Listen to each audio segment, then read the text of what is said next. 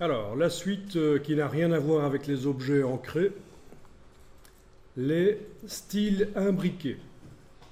Alors, vous allez vous zoomer sur un paragraphe, et ce qui se fait de plus en plus souvent, à la place de mettre un sous-titre, c'est de faire en sorte que le sous-titre soit imbriqué dans le paragraphe. Par exemple, ici, je supprime le sous-titre.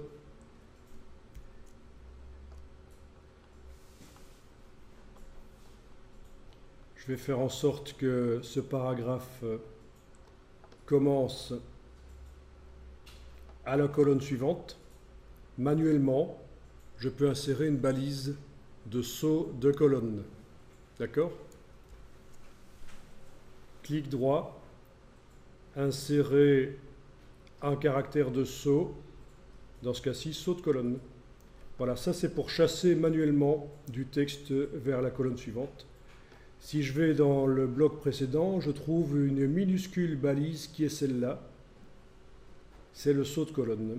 Si je voulais que le texte revienne, ne soit pas chassé à la colonne suivante, il suffit que je supprime la balise et il revient. Donc c'est clic droit, insérer un saut, saut de colonne. Bon ben voilà, ça c'était l'occasion de voir qu'on peut aussi manuellement régler l'enchaînement en insérant des balises. Et ça peut se mettre en plus de l'enchaînement automatique qu'on a réglé précédemment.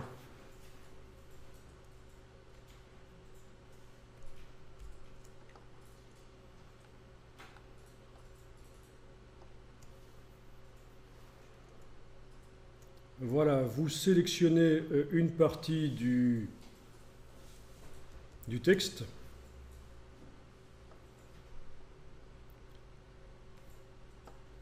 Les premiers mots du paragraphe. On va supposer que c'est le titre du paragraphe et la suite, c'est le corps du paragraphe. Et vous allez le formater, lui donner un aspect particulier, c'est-à-dire la police, je vais la faire passer en bold.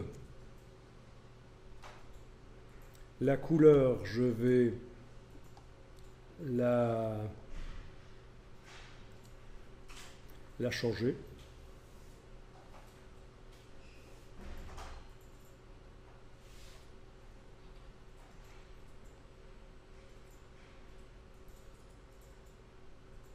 Voilà.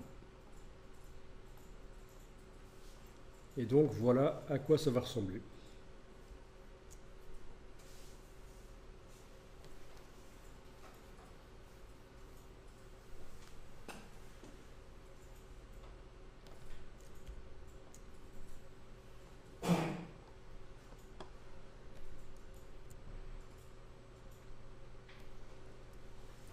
Bon, je ne vais pas trop compliquer les choses ici, on pourrait faire en sorte que tout le paragraphe soit numéroté, que ça devienne un paragraphe de sous-titres. Bon, ne compliquons pas trop les choses ici, alors je vais sélectionner une partie du texte, n'importe quoi, ou tout le texte que je viens de modifier, et je vais en faire un style de caractère. Menu texte, style de caractère. Style de caractère, donc, et je vais dire nouveau style de caractère, titre imbriqué d'après 100. Donc il indique dans le style de caractère que c'est du bold et que c'est du rouge. C'est les deux choses qu'il indique chez moi.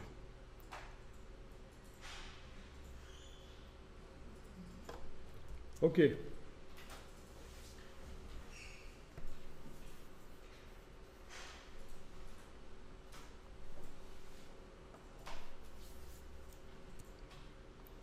Bon, ça c'était juste pour mettre au point le style de caractère. Maintenant, je réapplique le style de paragraphe corps du texte sur ce paragraphe. Donc avec le curseur qui clignote n'importe où dans le paragraphe. J'enfonce la touche Alt et je réapplique le style corps du texte. Le petit signe plus disparaît. Le paragraphe est tout à fait normal d'aspect. Le texte rouge a disparu. À partir de là, dans n'importe quel paragraphe, je vais pouvoir mettre le style de caractère, l'imbriquer. Alors, pour bien comprendre, on va aller tester sur un autre paragraphe. Voilà, ici.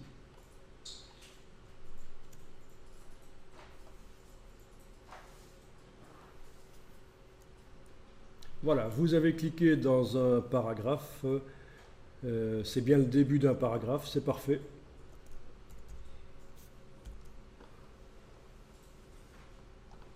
Alors, certains des paragraphes corps du texte vont avoir un style imbriqué, c'est-à-dire que les premiers mots seront rouges, ce sera le titre.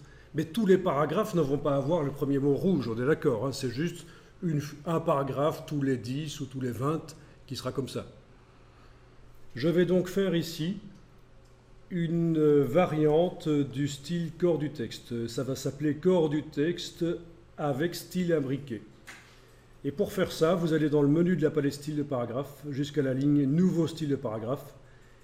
Vous appelez ça corps du texte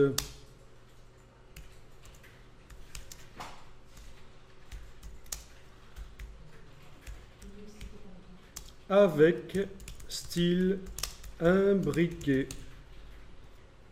Voilà. Et alors, pour la première fois, on ne va pas supprimer ça. Il faut que ce style de paragraphe soit l'enfant du parent corps du texte. OK.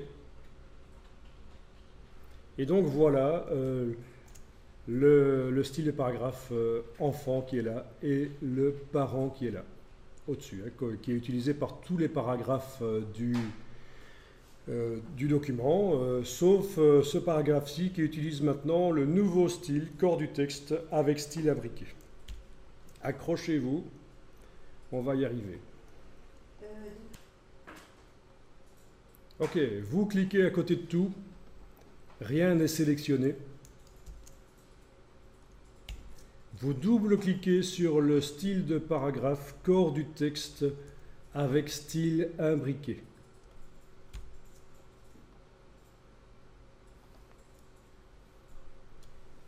Et les styles imbriqués, c'est ici. Lettrine et style imbriqué. Alors, lettrine, ça n'a rien à voir, mais en même temps, c'est un peu cousin de ce qu'on va faire. Donc, considérez que c'est surtout la partie style imbriqué qui nous intéresse. Vous voyez qu'il y a deux parties à la boîte. La partie lettrine et la partie style imbriqué.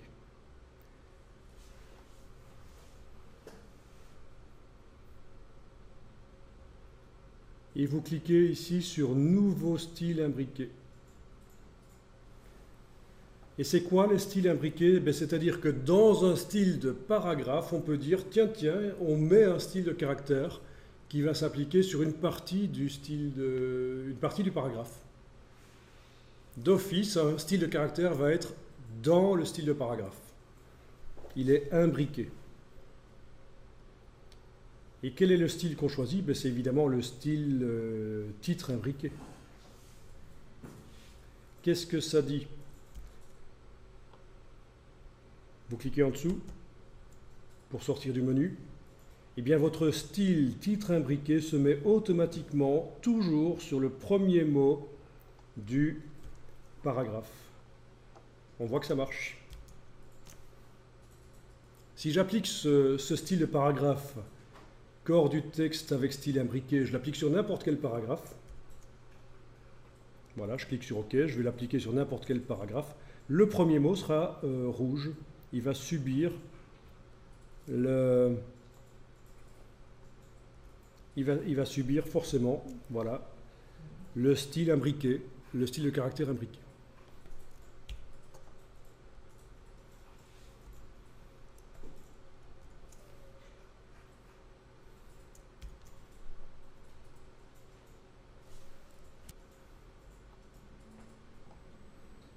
Donc, je clique à côté de tout et je vais aller modifier le style de paragraphe corps du texte avec style imbriqué. La partie lettrine et style imbriqué. Alors si vous changez le nombre de mots, vous allez voir que forcément, il y a plus de mots qui vont subir le style. Par exemple, sur 10 mots à la place de 1, et maintenant, c'est les 10 premiers mots du paragraphe qui subissent chaque fois le style de caractère.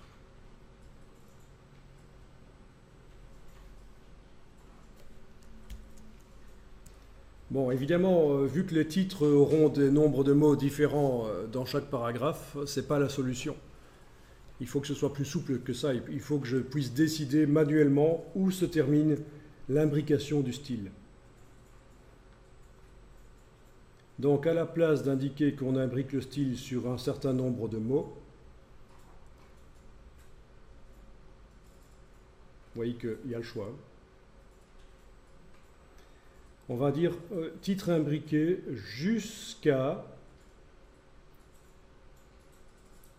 1 quoi? Un caractère de fin de style imbriqué. C'est-à-dire que le style va s'appliquer dans le paragraphe jusqu'à ce qu'il va rencontrer une balise spéciale qui lui indique stop, à partir de là tu arrêtes de t'appliquer. C'est ce qu'on appelle le caractère de fin de style imbriqué.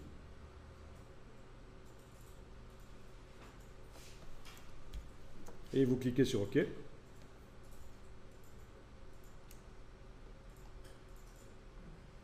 Alors, vous voyez ce qui se passe? Tout le paragraphe subit le style imbriqué. Ben, logique, puisqu'il n'y a pas de caractère qui indique où il doit se terminer. On va l'insérer. Alors, on y va. Par exemple, ici, je dis, tiens, clic droit, insérer un caractère spécial, autre, fin du style imbriqué ici. Et oui, clic droit à un certain endroit. Je vais le refaire pour l'autre paragraphe. Là. Je mets le curseur texte. Je fais un clic droit. Insérer un caractère spécial, autre, fin du style imbriqué ici. Et voilà. Et alors si je regarde avec les balises affichées, vous voyez la balise spéciale de fin de style imbriqué.